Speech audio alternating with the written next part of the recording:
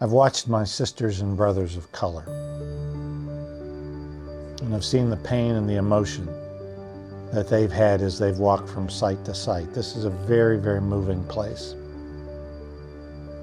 I can't imagine the pain and the heartache that they've had to live with every single day, this long line of evil history.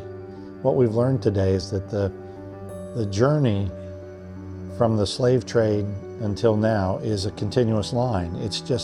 We're just living the next chapter.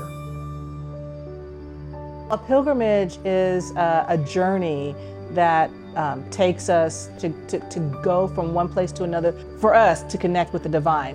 And with this civil rights pilgrimage, we are searching for the history that has been so denied us in America, that has tried to be erased. Never been to Alabama, never been to Montgomery and Selma and all those experiences. I've seen the movies. I think I said on the bus earlier today, there's a lot of history that has been kept from us intentionally. We've been kept ignorant, we've been kept comfortable, so we've never had to wrestle with this.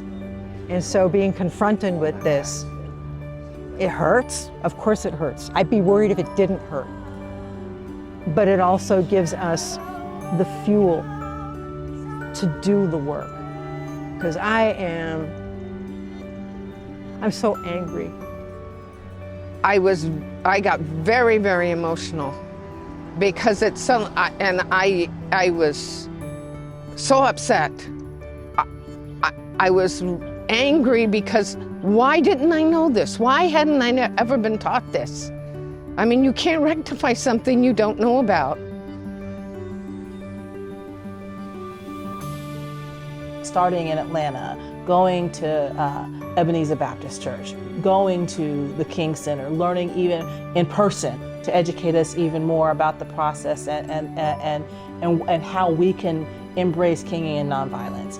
At its core, the beloved community is an engine of reconciliation. The way of living seems a long way from the kind of world we have now. But I do believe it is a goal that can be accomplished through courage and determination and through education and training. If enough people are willing to make the necessary commitments. I've seen at the King Center and here in Equal Justice Initiative that people who have done this work that I can follow and learn and duplicate, I guess. It was both despair and hope coexisted. To me, it was held in Black excellence. There were several pillars, and the one that was about perseverance had the second verse of lift every voice and sing. Stony the road we trod, stony the chastening rod, right?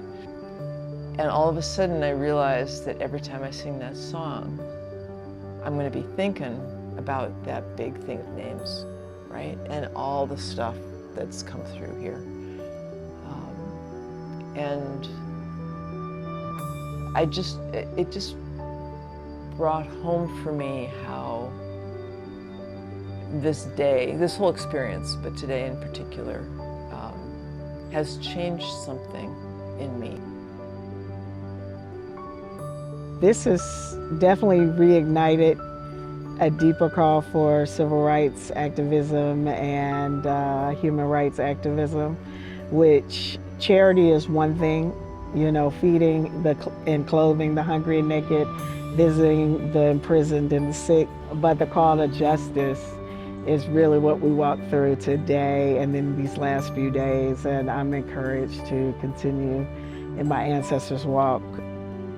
There is a horizon of joy out there, a joy that every person deserves, a happiness of heart and soul that everyone deserves to have in their journey. Everyone deserves an equal chance to be loved.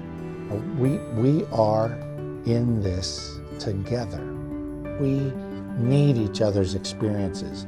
We need to understand each other's pain. We need to experience one another's joy. And that's the role of what it means to be in community in relationship together. That's how change is impacted.